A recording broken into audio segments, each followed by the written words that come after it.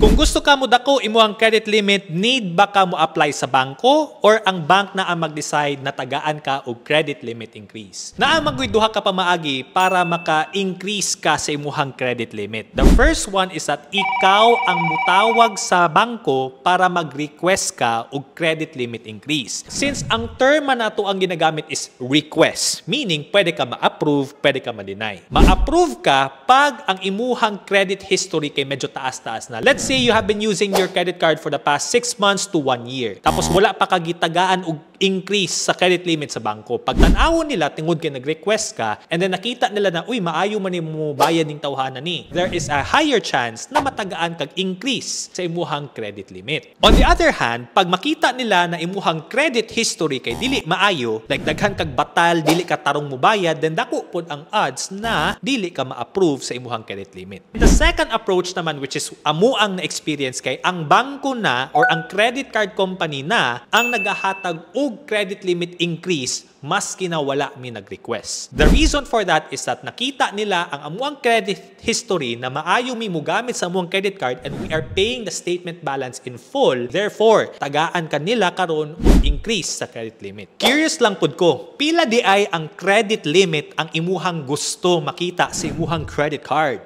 Ibutang daw sa comment section.